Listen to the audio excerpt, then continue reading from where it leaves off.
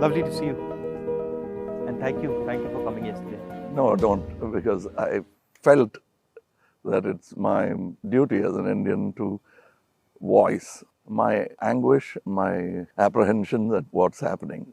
And before coming, I was just looking through the pages. There's a big book I have, your grandfather's name. Acha. And I was looking through that, and I know these 2,800 kilometers is nothing. You walk through sweat, tears, and blood, literally.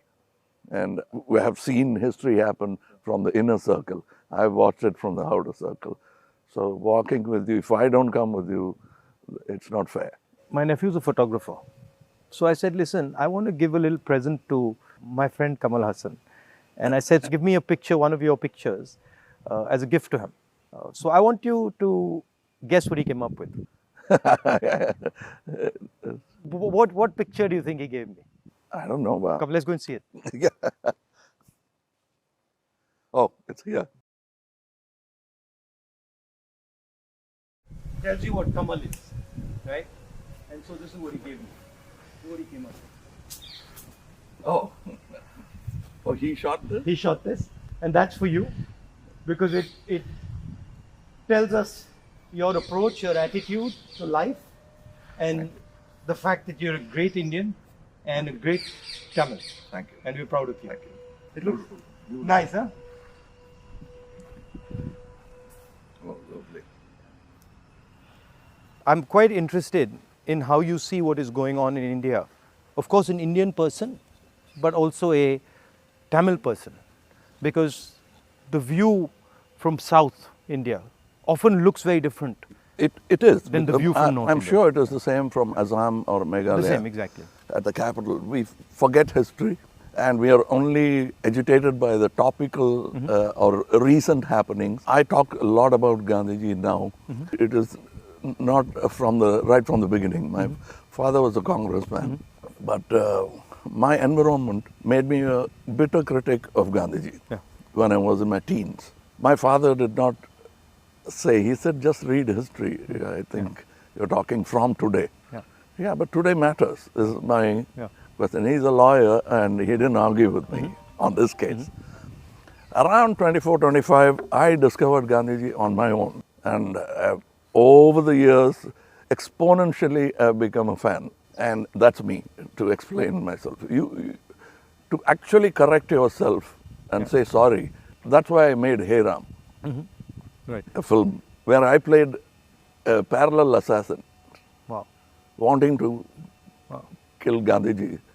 And as he goes nearer to the person and the truth, he changes. Yeah.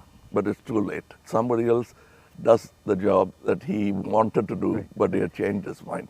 That's the story of Hey Ram. So you came up with the idea? Yes, that is my way of saying sorry to my Bapu. Excellent.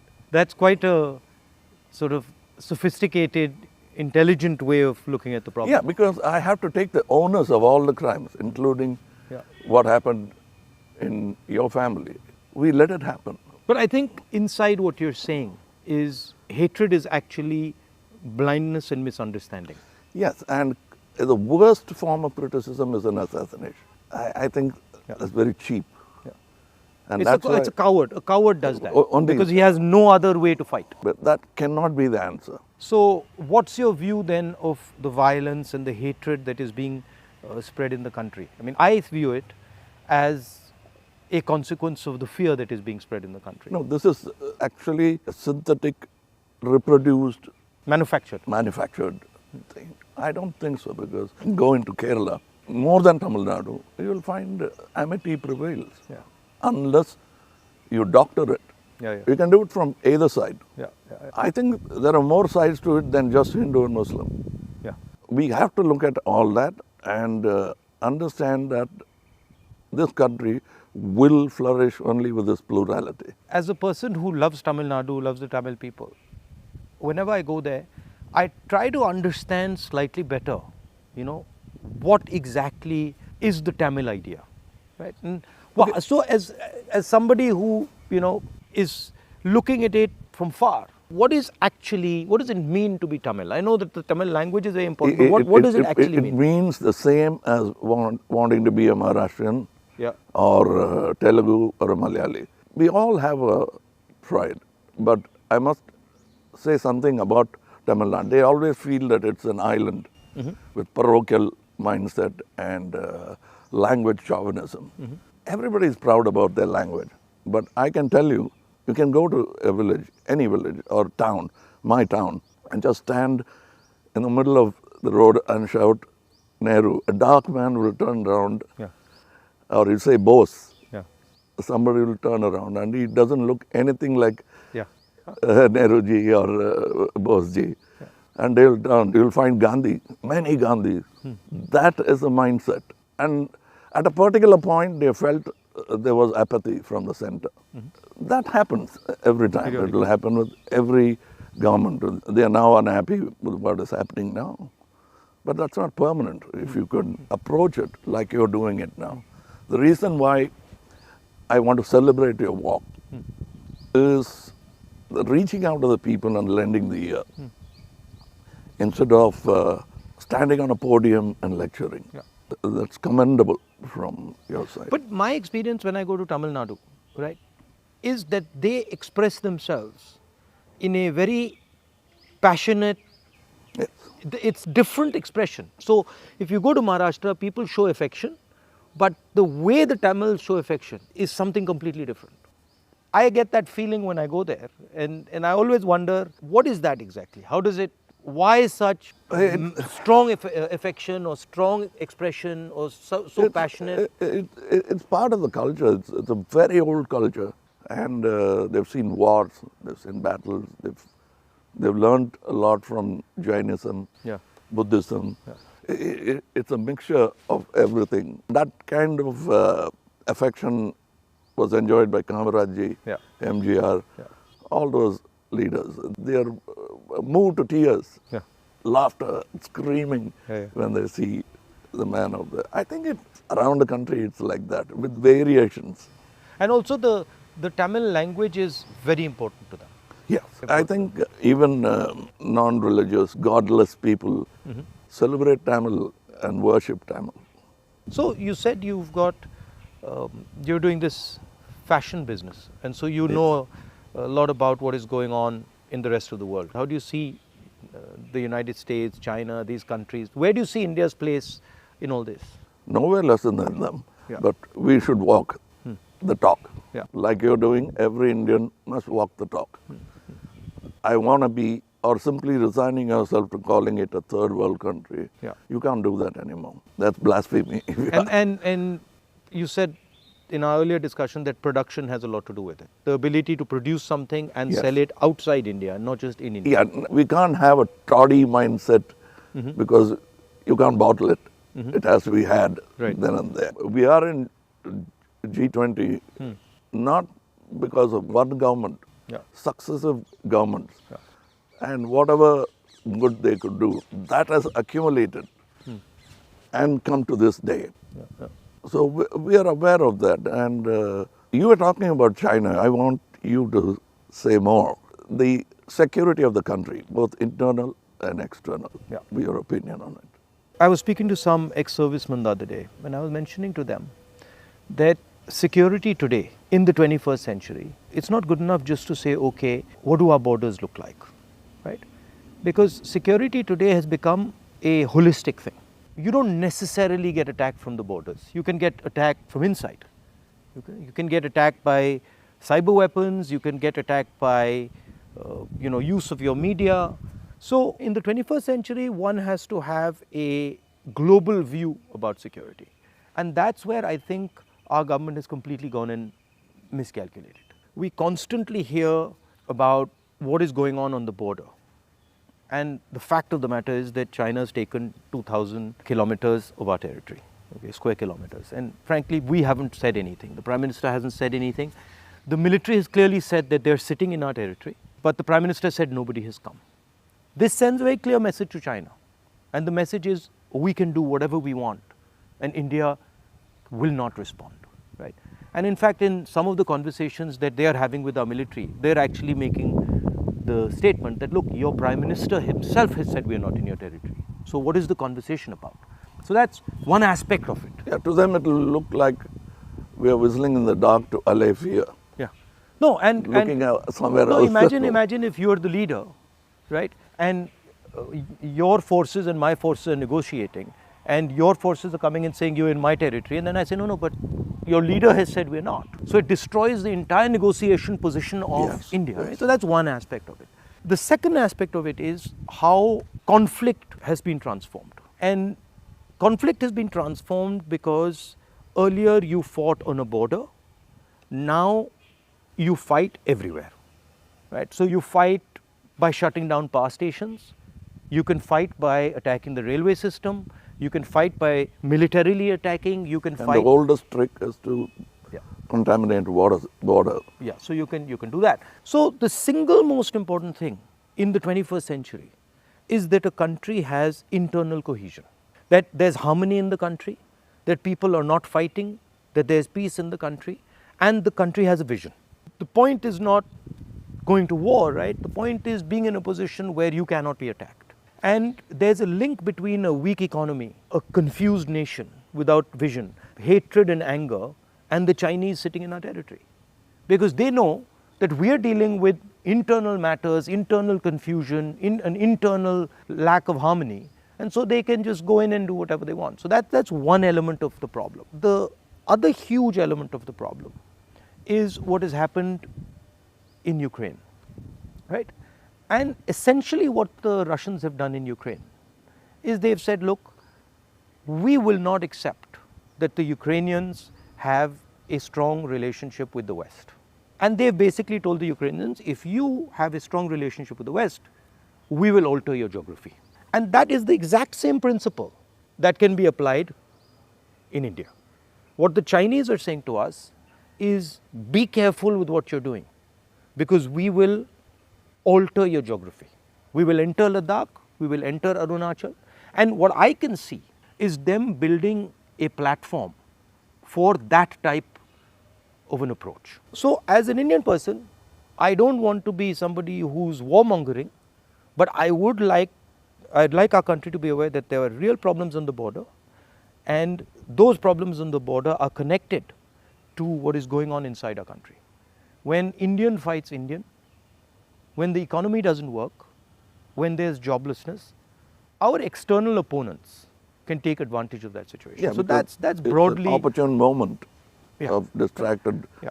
So one of the things that we've constantly telling our government is talk about it. If you don't want to talk through the media, at least talk to the opposition. We understand these things. We might be able to help you, advise you, bounce ideas off us, but they just don't listen. So it's the approach that we understand everything. The other aspect of it, which you touched on, is that frankly there's no one who can compete with China. I do not believe that on production, on as far as the economics is concerned, I do not believe that the West can take on the Chinese. I believe that India can take on the Chinese. We have the population. We have the population, we have the people.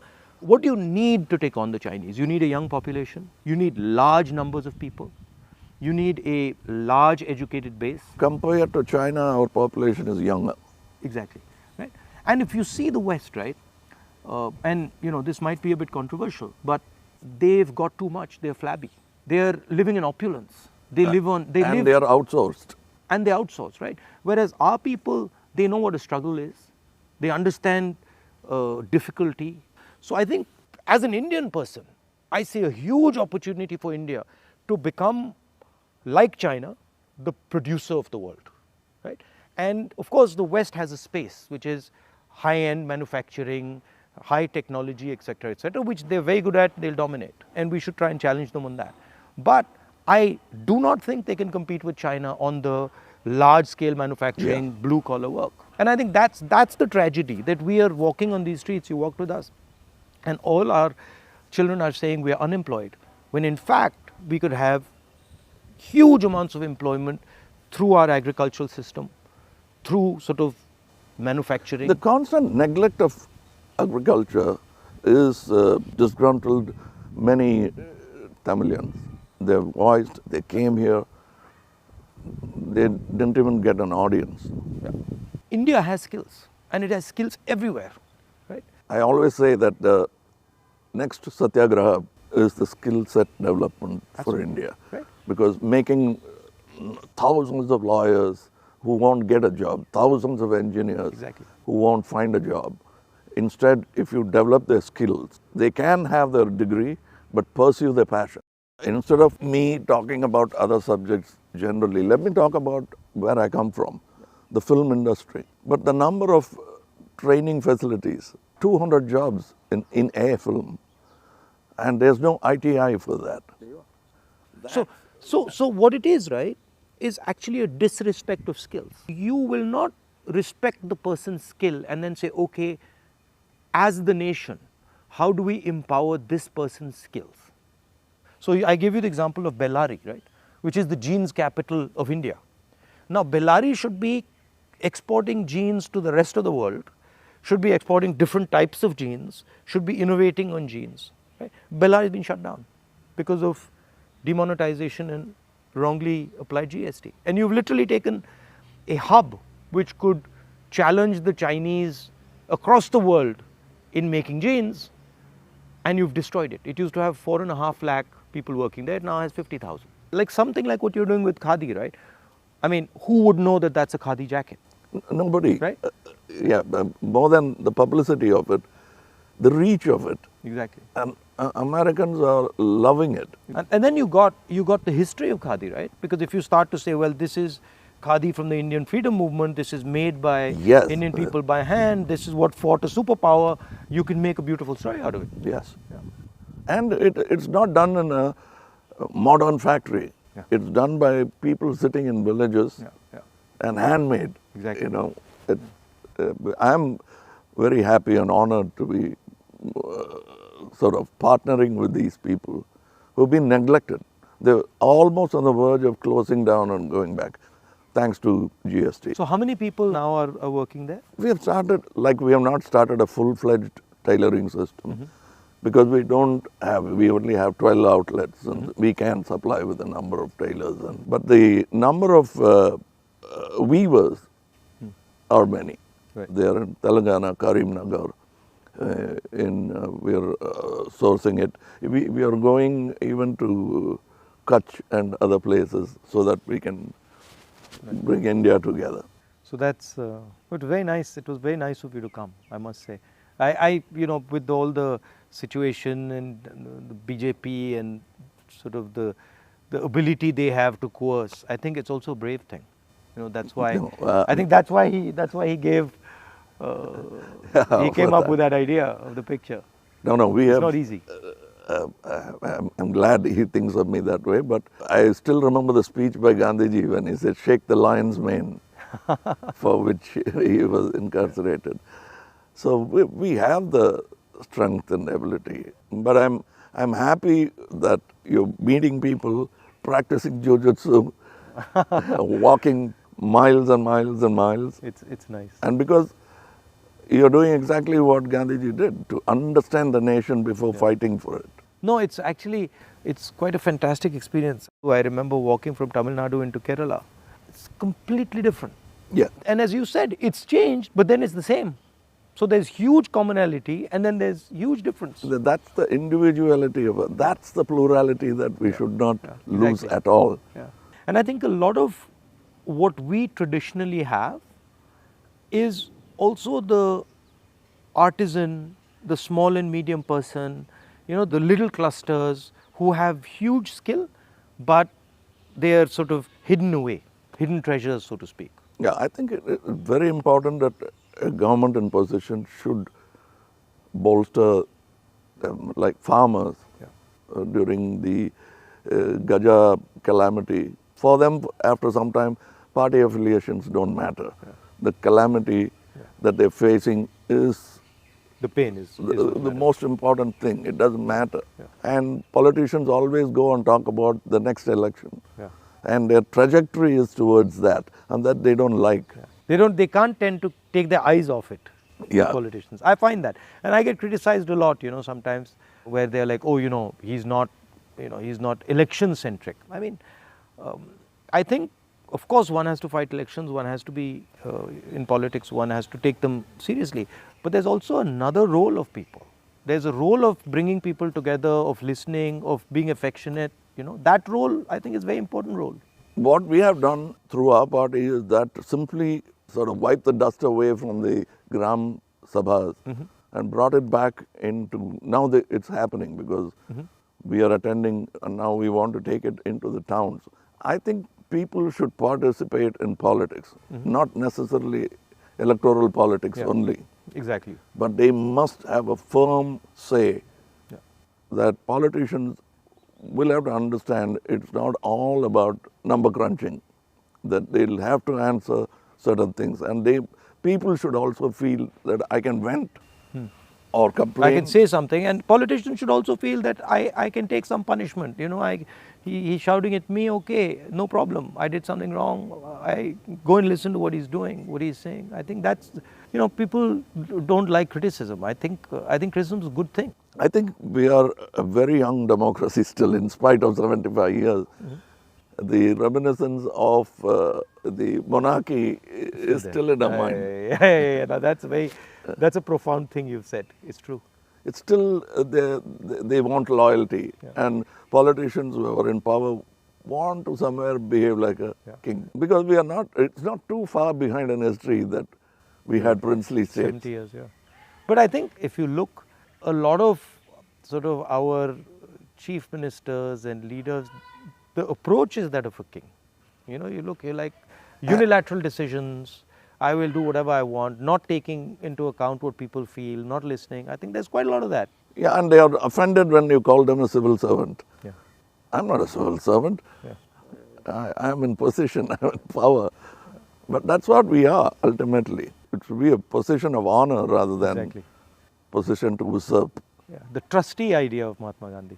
Over the time, I'm looking for people who are at least a semblance of that in them, because it's unique. Is a tall international figure. Yeah.